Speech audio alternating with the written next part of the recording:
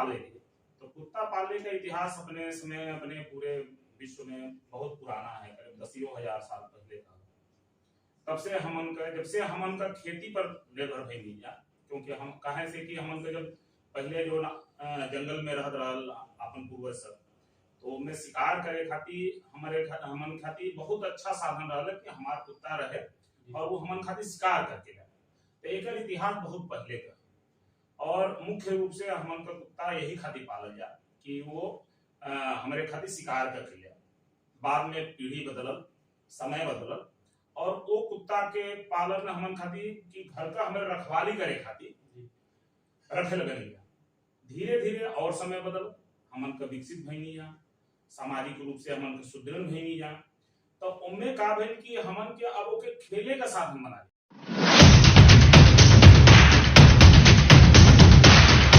Download करें भोजपुरी के पहला स्टोरी टेलिंग मोबाइल ऐप यायावरी वाया भोजपुरी प्ले स्टोर से और डूब जाएं दुनिया भर के कहानियन के अद्भुत सागर में आपन भाषा भोजपुरी में। यायावरी वाया भोजपुरी, कथा कहानी आपन बानी। नमस्कार, प्रणाम। हम हैं अनुराग रंजन और रउआ देख रहल बानी खबर भोजपुरी। खबर भोजपुरी के टीम लगातार ऐसा मुद्दा पर चर्चा कर रहल बिया जौन निजी जिंदगी में लोग खातिर जरूरी बा। अभी एगो हाल में खबर आई है, घटना घटल है लखनऊ में, जहां पिटबुल नस्ल के कुत्ता अपना मालकिन के हत्या कर दिलस। तो ई एगो गंभीर मुद्दा बा, काहे कि आमतौर पर हमनी के समाज में लोग घर में पालतू जानवरन के रखेला। तो ये मुद्दा पर बात करे खातिर हमनी के साथे डॉक्टर राकेश तिवारी जी बनी, यहाँ के पशु चिकित्सक बनी। तो हम सबसे पहले राहुल बहुत बहुत स्वागत करता नहीं अपना प्लेटफॉर्म पर।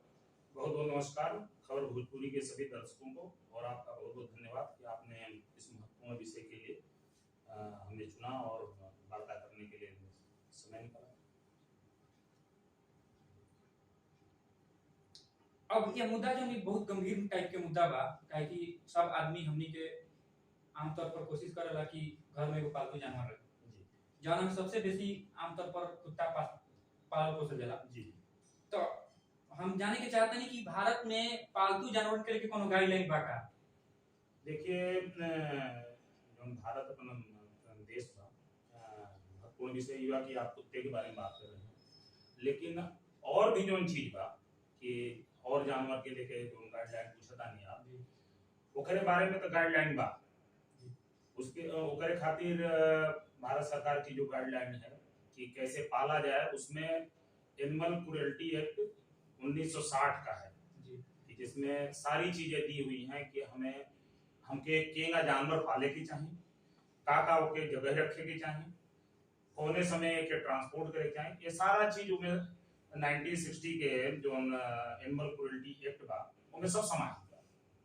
रहल बात की कुत्ता पाले, तो कुत्ता पालने का इतिहास अपने समय अपने पूरे विश्व में बहुत पुराना है, करीब 10,000 साल पहले का। तब से जब से हमन का खेती पर निर्भर भइल जा, क्योंकि हम कहे से कि हमन का जब पहले जो जंगल में रहत रहल अपन पूर्वज सब, तो में शिकार करे खातिर हमन खातिर बहुत अच्छा साधन रहल कि हमार कुत्ता रहे और वो हमन खातिर शिकार करके जाए। तो एक इतिहास बहुत पहले का, और मुख्य रूप से हमन का कुत्ता यही खातिर पालल जा कि वो हमारे खातिर शिकार करके जाए। बाद में पीढ़ी बदलल, समय बदलल, और वो कुत्ता के पालन हमन खातिर कि घर का हमें रखवाली करे खातिर रखे लगन। धीरे धीरे और समय बदल, हमन का विकसित भइनी जा, सामाजिक रूप से हमन का सुदृढ़ भइनी जा। तो उनमें का भइल कि हमन के अब ओके खेले का साधन बना देनी, और तरह बेतरह का कुत्ता हमन का, चाहे वो विदेशी नस्ल को होके चाहे भारतीय नस्ल को होके, ओके कुत्ता के हमन का अपने घर में पाले लगन जा। आप देखले हो कि ढेर सारा कई तरह के, कोनो बाल वाला बहुत बड़े बड़े बाल वाला कुत्ता सब पालेला, कोनो बड़े बड़े हेवी मांस वाला कुत्ता पालेला, कोनो बहुत छोटा छोटा जैसे पग ब्रीड देखत हुई तो वो भी पालेला। तो मेन तो जो अपन इस वर्तमान व्यवस्था बा उनमें मनोरंजन का साधन हो गइल बा, ना हमारे शिकार का साधन बनल बा, ना हमारे पशु का रखवाली बा। ये सब मेन बा कि हमन का ओके अपने मनोरंजन के साधन खातिर ओके इस्तेमाल कइल जा। तो ये कुल के गाइडलाइन के रूप में, जिसे आप पहले पूछनी है, केवल एक ही गाइडलाइन था 1960 का एनिमल क्रूरल्टी है, वही के तहत हमन का कुत्ता चाहे कोई भी पालतू जानवर ओके पालल जा सकेला। ओमे सब लिखल बा कि कब खाना देवे के चाही, कितना ओके जगह देवे के चाही, कि कब कब वैक्सीन लगावे के चाही, कौने कौने गाड़ी से ओकर ट्रांसपोर्ट करे के चाही, ये सारा चीज लिखल बा। जौन लखनऊ में घटना घटल जाना में पिटबुल नस्ल के कुत्ता अपना मालकिन की हत्या कर देलस जी, त एकरा पीछे के वजह रउरा एज ए पशु चिकित्सक का समझता या बुझता है? देखिए अभी तो हम बतौनी आपके कि जैसे हमन का एक कुत्ता जो ब्रीड है वो बेसिकली शिकार के लिए प्रयोग किया जाता है। एक कार्निवोरस, एक फैमिली इसकी है, कार्निवोरस जो कहते हैं, यानी मांस भक्षी टाइप का, जो अपना शिकार करके ही अपना पेट भरता है। ईश्वर ने उसको ऐसा बनाया है। तो ओकर प्रवृत्ति जब हम बदलनी होके, पहले तो हम शिकार करते रहे तो शिकार में वो कुछ खैतो रहल अपने, हमारे घर मालिक खातिर ले भी आवत रहे। लेकिन अब जब प्रवृत्ति ओकर बदलल, अब हमके पाले पोसे लगनी जा, और खेले लगनी जा, तब खेलले खातिर ओकर व्यवहार तो बदली नहीं। दूसरी बात कि जब कोनो पशु के ओकर व्यवहार के विपरीत काम कइल जाए, जैसे ओकर सही से स्पेस न मिले, सही से जगह न मिले कि घूम फिर सके, सही से ओकर खाना समय से न मिले, कहीं से भी जो देखा तो बात कि जो पालते हैं जो अपने स्ट्रीट डॉग माने कुल, गली का कुत्ता माने कुल, वो कोनो चीज खा लेने कुल, कबो खा लेने कुल और घूमत रहे, वो बहुत कम अटैक करे ना, जब तक तो के एक विशेष बीमारी बताई हम जो कि कहल जाला रेबीज, हो सकेला आपका क्वेश्चन भी होके आगे। तो रेबीज बीमारी से अगर ग्रसित नहीं थे, चाहे कोई ओके परेशान नहीं करेगा, तो गली का कुत्ता जल्दी काटेला नहीं, वो अपन खा पियत रहे। लेकिन जब हम ओकर प्रवृत्ति के अनुरूप विपरीत हम काम करेगा, क्योंकि बांध के रखा घर में स्पेस, हमारे 2 कमरा का घर बा, उनमें कुत्ता कहाँ से रहे, तो जब ओकरे हम और संकुचित स्थान दे, वो घूम नहीं पाई तो वो इरिटेट होता है। तो जब वो अपने विचलित हुई तो कुछ न कुछ लक्षण, क्योंकि वो जानवर है, जानवर अपनी चीज बताओ हम बता सकेंगे, लेकिन जानवर अपने मन की बात नहीं बताई। तो जब अपने मन का बात नहीं बताई तो कुछ न कुछ अपन बिहेवियर वो प्रदर्शित करे। दूसरी चीज कि आप जानते हो कि कुत्ता का हमारे आर्म फोर्स में, पुलिस में बहुत यूज हो रहा है, कहे से कि इन्होंने के पास अद्भुत क्षमता हो रहा कि सूंघ सके, सुन सके दूर से। देखा बम स्क्वाड में इन्होंने उनका यूज कर जाला, जमीन में गड़ल हुआ बम का पता लगा लेना को, तो ओकरे खातिर अब जब इतना अद्भुत क्षमता बा तो एकरे खातिर कुछ ट्रेनिंग की भी जरूरत होला। जी। तो जब ट्रेंड हो जाए कुत्ता, तो हम जब कहा तो सुती, जब कहा तो बैठ जाए, जब कहा खाना खाई। लेकिन सामान्य रूप से जो घर में बा वो ट्रेनिंग का कोनो विशेष प्रबंध नहीं रहेला। सब अपन कुत्ता ले आवेला, पाले लगेला, ओकर रोटी खियावेला और सोचेला कि हमार हो। लेकिन जब ट्रेन नहीं बा तो वो अपन सामान्य प्रवृत्ति में जब आवेला तो काट लेला। मान ली कि वो खाना खेले के मन बा और आप कहा बैठ जाए तो नहीं करी। तो अच्छा, दूसरी चीज ये बा कि अगर कई बार कुत्तन के देखा कि गुर्राने को, वो भावना प्रकट करें, गुर्राने नहीं, वो अपन भावना प्रकट करें कि हम फला व्यक्ति से प्रसन्न बानी या फला व्यक्ति से दुखित बानी। अगर ओके हम नहीं समझ पाता नहीं तो हो सकेला गुर्राहट में हम उसको ओके चप्पल दिखाई, डंडा दिखाई कि तू के मारब हम, तो और गुर्राई, तो ओकरे प्रवृत्ति से जब विपरीत काम हुई तो काटी जरूर। तो यही कारण से जो लखनऊ का घटना हुआ बड़ा दुखद घटना रहा, तो हो सकता है कारण कि ओकर मालकिन तो ओकर संगे सुतत रहे, ओकर मालकिन ओकर संगे बैठत रहे, लेकिन हो सकेला कि ओकर प्रवृत्ति के विपरीत कुछ उस दिन काम भइल होके, तो वो अपन भाव प्रकट करे, कुछ कहले होके और कहले होके नहीं समझ में आइले काट ले होके। एक छोटा सा घटना यही बताई हम आपके। लखनऊ में चिड़ियाघर बा, लखनऊ में चिड़ियाघर बा, उनमें पहले हमन के सीनियर रहना डॉक्टर दास, उस ओमे एक गैंडा रहलो, ओकर नाम रहला कि सुमित जी। डॉक्टर दास गैंडा के भाई जंगली जानवर होकर प्रवृत्ति अलग है, लेकिन चूंकि बचपने से पल्ले पोसले रहने हैं तो वो रोज ओके जाके हाथे से खाना खिया, जब चिकित्सा करे के रहे तो छू के चिकित्सा करे। लेकिन एक दिन का है कि ओके सहलावत रहने, बस ओकर उनका हाथे का कफ में फंस गए ओकर सींग में, तो वो गैंडा समझला कि हमके रोकत नहीं, बस उनके उठा के पटक दिया, वही में डॉक्टर दास मर गए। ओकर मरले के उद्देश्य नहीं रहा, लेकिन ओकर प्रवृत्ति है, वो जानलस कि ई त हमके रोकता ना, तो ये काम भइल रही कुत्ता में, तो ओकर प्रवृत्ति वो समय जाग गई रही, तो सोचले रही कि हमारा मालकिन हमके हमारे स्वभाव के अनुरूप काम नहीं करता है। एगो और खबर बा कि साइबेरियन हस्की, रॉटवीलर, अलास्का मलम्यूट जैसन जन ठंडा प्रदेशन के कुत्ता के नस्ल बा, ओकरा के भारत में ले आवे के प्रयास कइल जा रहल है। तो माने जौन की ठंडा प्रदेश के नस्ल बा, ओकरा के भारत में ले से कुछ असर हो सकेला का? काहे कि एहुजा प्रवृत्ति से ओकरा विपरीत काम हुई।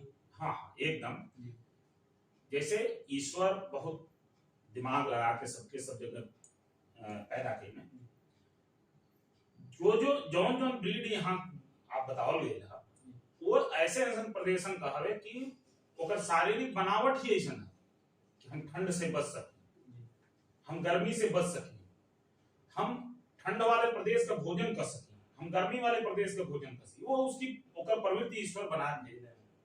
कई बार आप देख रहे हो कि कई ब्रीड ऐसा बा जगह ट्यूमर बन जाता, कई वो ब्रीड बने,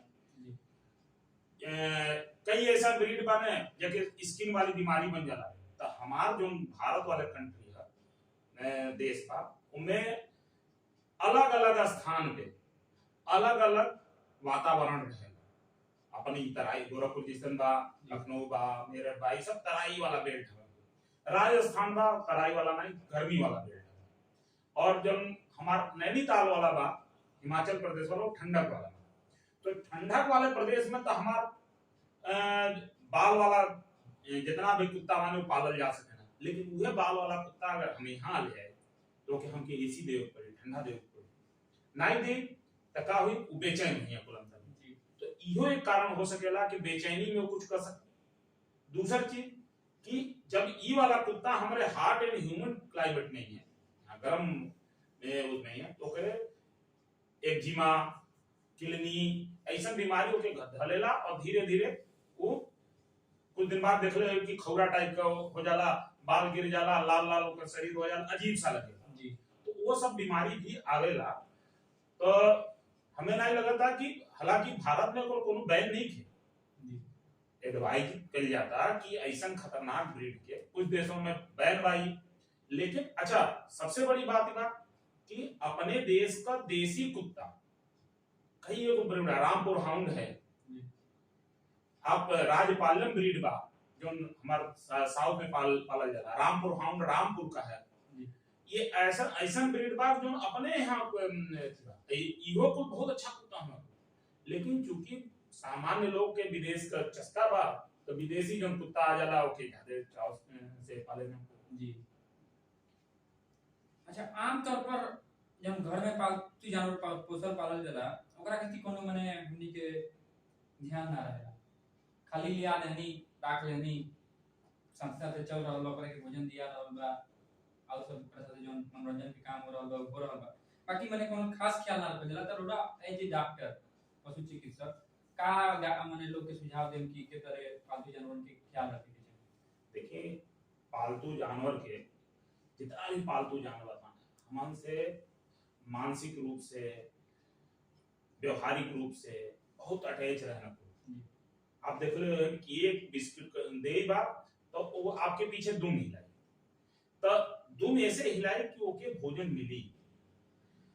अब रहा बात कि का हम करी, तो हमारा सुझाव ये बा कि जब भी कोनो जानवर पाली तो ओकरे हिसाब से ओके पाली। अगर बड़ी ब्रीड पाला तानी तो आपके पास घर और हाथा बड़वन होते चाहिए कि उनमें घूम सके, उनमें टहल सके। छोटवर ब्रीड पाल तानी तो ओके छोटवर जगह चाहिए, जैसे पग बा ओके खाली छोटवर जगह चाहिए, कहीं पल सकेला। अगर बड़े बाल वाला कुत्ता पालत तानी तो ओकरे खातिर हमें एसी चाहिए। रहा बात की अब शारीरिक बनावट जैसे बा वैसे ओके भोजनो चाहिए, तो भोजन भी समय समय पे ओके ई नहीं कि हम कुकुर पाल लेनी और ओके भोजन समय से नहीं देनी तब वो गुड़ रही। तो ओके सवेरे से शाम तक 4-5 बार वो खाते हैं सब, तो ओके भोजन समय से देवे चाहिए। अब ओकरे अनुरूप जैसे अधिकतर कुत्ता माने कुल तो वो मांसाहारी हो, मांस पर अपना रहेंगे। लेकिन अगर हम ओके मांस ना ही दे और उसे हम कोनो ऐसा काम लेता नहीं कि जौन ओके शरीर के बनावट के नहीं ठीक करता, तो भाई वो जाहिर सी बात बा अपन एग्रेशन हो गई। तो ओके प्रॉपर जगह चाहिए, प्रॉपर भोजन चाहिए, और सबसे बड़ी बात बा चूंकि हमन के साथे वो रहता, 24 घंटा हमन के साथे रहता, तो समय समय पर ओकर टीकाकरण कईल बहुत जरूरी बा। टीकाकरण में कुछ टीका तो होला कि जौन अपने खातिर बचाव में होला, अब कुछ टीकाकरण होला कि जैसे कि वो कुत्ता के बचाव के होला। तो अपने खातिर जौन बा टीकाकरण बचाव खातिर, जैसे रेबीज बीमारी बा, रेबीज बीमारी का टीका नहीं लगी, अगर कुत्ता अगर कहीं से काट ले, चाहे से कि बीमारी लार से और ही फैले में अधिकतर रूप से, तो अगर लार का संपर्क हमारे कटे हुए जगह पर आ गए तो रेबीज हो सकेला हमके। तो ऐसे होकर रेबीज का पहले टीकाकरण है। कई ऐसे बीमारी बा जो कुत्ता से हमन में फैलेला, जैसे टाइफाइड है, स्किन वाली बीमारी भई, किलनी भई, कई बार किलनी आके कई शरीर के कई पार्ट में उसे उतर के चपक जालू को हमन का खून होला पिए लिखो, तो जब हमन का खून पिए तो ओकरे साथ साथ कोई बीमारी भी दिखे। तो ऐसे बचे चाहिए। एक होला बीमारी लेप्टोस्पाइरा, बहुत खतरनाक बीमारी है, उसे किडनी खराब हो जाला, तो उसे बचे खातिर भी ओकर टीकाकरण लग जाला कि जैसे कि ये बीमारी का ये जो बैक्टीरिया बा लेप्टोस्पाइरा का वो बाहर हो गए, पहले तो कुत्ता के इन्फेक्शन ना हो गए और दूसरे अगर हो गए तो बाहर होकर ना आ जाए।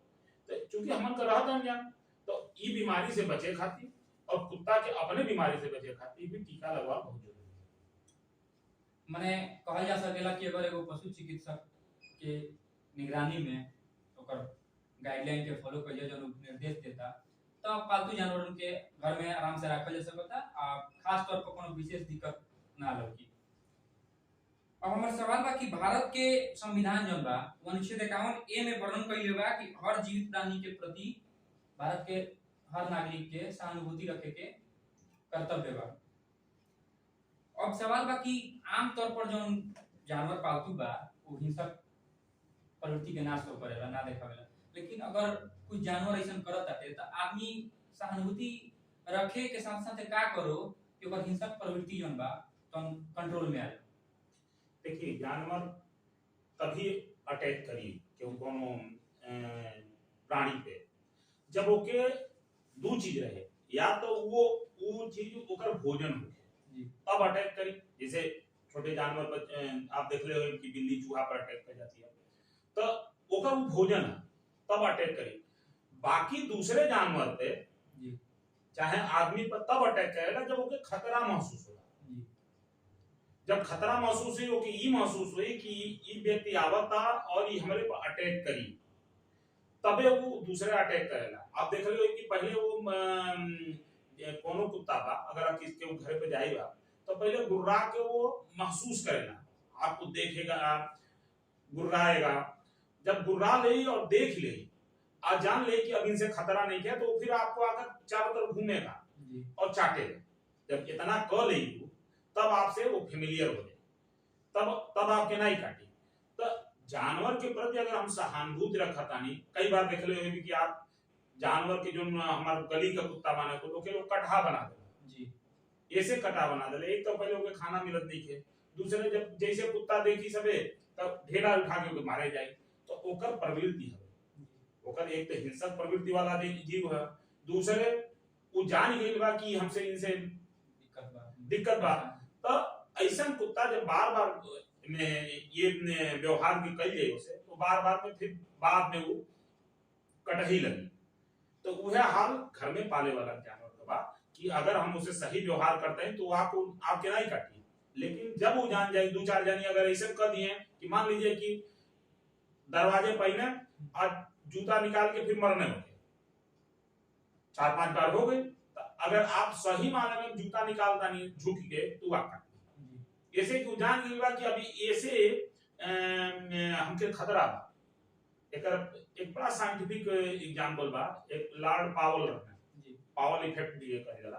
तो वो का करें कि कुत्ता के प्रयोग कइने कि कुत्ता में कैसे होकर भूख का प्रवृत्ति मरी, तो वो का करें घंटी बजाएं और घंटी बजा के आप ऊपर एक कटोरा रख ले रहने, ऊपर बिस्किट डालें, तो कुत्ता में बिस्किट देखला तो फिर लार टपकेला, वो खइलस।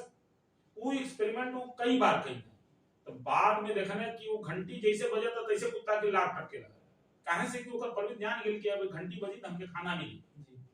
तो यह कुत्ता के प्रवृत्ति बा कि अगर हम उसे अनयूजुअल व्यवहार करब तो उ केहू के साथ हिंसक हो सके। अच्छा, हमारा आखिरी सवाल बा कि द हिंदू के रिपोर्ट एगो बा, एकरा मुताबिक WHO के आंकड़ा बा कि भारत में रेबीज की वजह से हर साल लगभग 20,000 लोग के मौत हो जाला। तो एकर का वजह हो सकता? हमनी के बीचे लोग के बीचे जागरूकता के कमी बा कि भारत में रेबीज के टीका जौन बा, जौन रुआ बतौनी है पहले चर्चा में, ओकर कमी बा कि चाहे जब मने जो कुत्ता के अंदर रेबीज बा वो काट लेता थे आम आदमी के, तो पर जब प्रक्रिया बा ट्रीटमेंट के उ सही से नहीं के होत, का कारण बा मने जहाँ चलते इतना बड़ आंकड़ा हर साल देखे के मिलता? देखिए, जो रेबीज वाला बीमारी बा ये एक वायरस वाली बीमारी है जो जानवर से आदमी में आवेला। एकर पहला रिपोर्ट मिलल अफ्रीका के जंगल में सिल्वेटिक बैट होते हैं, चमगादड़ होने, वो चमगादड़ से आई। अभी भी चमगादड़ में ही बीमारी पावल जाला, लेकिन जब उनमें पावल जाला तो ना है कि उनमें बीमारी से वो मौत होला, लेकिन वो जब दूसरे जानवर के काटी तो उनमें ये बीमारी आवेला। तो उनमें बीमारी अइले के बाद वो फिर वो फैलौले का प्रवृत्ति बढ़ेला और धीरे धीरे जब सिविलाइजेशन बढ़ल तो हमन के जंगल के कई महीने जंगल काट देनी, तो जो जंगल का जानवर है वो धीरे धीरे हमन के संपर्क में है। तो ये सालों से, सैकड़ों सालों से, हजारों साल से चलता होता कि जब जानवर हमारे संपर्क में आए तो वो वायरस वहां पर है। तो जैसे मान लें कि जंगल से लोमड़ी आए, कुत्ता कटलस, कुत्ता से चाहे जंगल से चमगादड़ आए, कुत्ता कटलस, कुत्ता से हमन के आए, चाहे कोनो दूसरे जानवर के कटलस, कहले मतलब कि कोनो भी जानवर ऐसा नहीं थे जो ये बीमारी से अछूता है।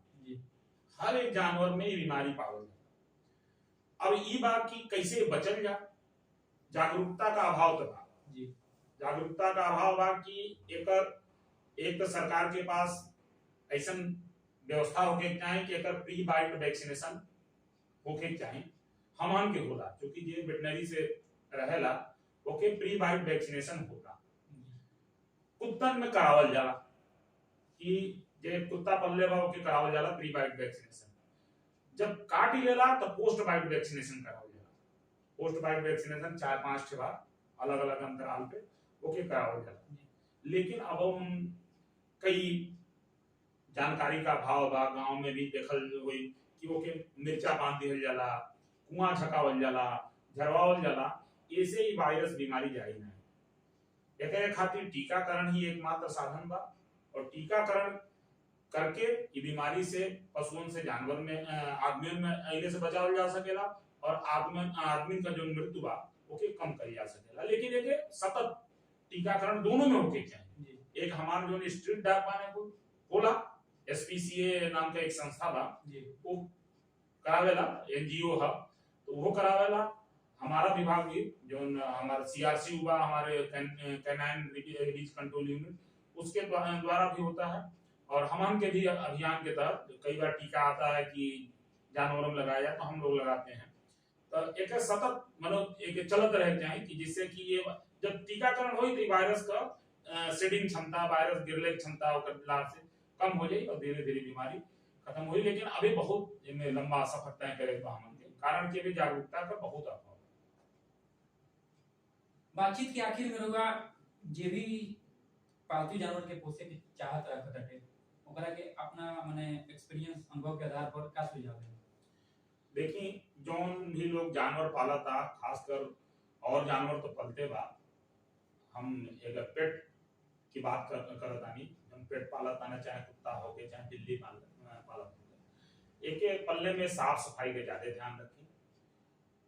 दूसर एक बहुत चटले मुंहे लगोले का काम लिखे।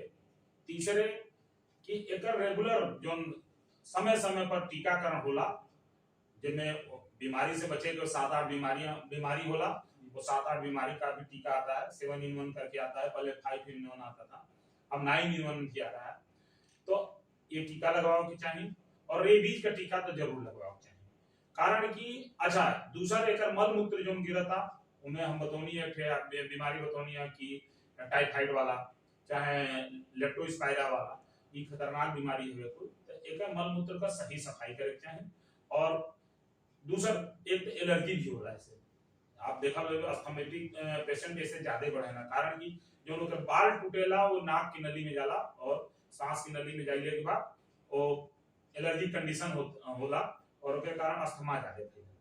तो कम ओके गले लगावे, हाँ ठीक है कुत्ता रहे खेले कूदे, बाहर रहे घर के बाहर और साफ सुथरा रहे, हमारी ये आग्रह बा। और जो भी कुत्ता पाले ओके मानवीय व्यवहार करे, कि ओके समय से खाना दे, समय से टहलावे। ई नहीं कि कई कई लोगों के होला कि समय से खाना दे देने लेकिन ओके पोटी लगल बा, ओके टहलेबे नहीं करेना, तो उसे वो इरिटेट हो। तो ओके जौन भी ओकर दैनिक दिनचर्या बा ओके समय से करी तो कुत्ता आपसे बहुत व्यवहार करी। और दूसरा चीज कि जब ऐसा ब्रीड का कुत्ता लाए कि जो विदेशी नस्ल होके तो ओकर ट्रेनिंग बहुत करा, अगर ट्रेनिंग करोड़े रहा तो वो आपका स्वामी भक्त रही, आपका बात माने, ना ट्रेनिंग रही तो वो अपने व्यवहार में जब आई तो काटी। बातचीत के क्रम में एगो बहुत जरूरी सवाल हमरा से छूट गई है, वो ई बा कि मान के चली कि जना घर में पालतू जानवर खास तौर पे कुत्ता पाला जाता है, बिल्ली पाला जाता है, तो वो घर में नया बच्चा बा जना कि मान के चली 6 महीना के बाद, साल भर के बाद, 2 साल 3 साल के बाद, तो ओकर कंट्रोलिंग क्षमता जो बा रोगन के खिलाफ कम बा थोड़ा सा वयस्क लोग के तुलना में। तो पालतू जानवरों के लेके कोनो माने ज्यादा ऐसा खतरा होला कि बच्चा पर ज्यादा असर पड़ सके? नहीं, खतरा तो बटले ही बा, कोनो बीमारी होके तो बच्चन को तो बहुत ज्यादा होई। तो जौन है जो बीमारियां बतौनी है कि टाइफाइड वाला था, ये टाइफाइड वाला बीमारी पहले बच्चन पर ज्यादा असर करे। अच्छा, तो बच्चन के दूर रखिए। कई लोग देखेला बड़ा मुंह में ओके बच्चन के छोड़ देला, और दूसरे अगर ट्रेन नहीं के तो बच्चा तो ओकर खातिर अनाज बा कि वो अटैक कैले के कबो कोशिश करे जी। तो पहले तो अगर छोटा बच्चा के साथ पाले के बा तो पहले प्रॉपर ट्रेनिंग वाला कुत्ता ही पालल जा, और दूसरे साफ सफाई के बहुत ध्यान रखल जाए, काहे छोटा बच्चा हर बीमारी खातिर बहुत वो प्रोन होने को, तो बच्चन के दूर रखल जाए। रउरा अपना बेशकीमती समय में से हमनी के इतना महत्वपूर्ण समय देनी, एकरा खातिर हमनी के बहुत बहुत आभारी बानी सब। अब फिर कबो जानवरन से लेके कोनो मुद्दा हमनी के सोझा आई तो रउरा से हमनी के समय लेवे के कोशिश कइल जाई और पर बातचीत कइल जाई। बहुत बहुत धन्यवाद रउरा। बहुत बहुत धन्यवाद। अगर ये वीडियो रउरा लोगन के पसंद आई होगी तो हमनी के खबर भोजपुरी चैनल के लाइक सब्सक्राइब जरूर करी, आ वीडियो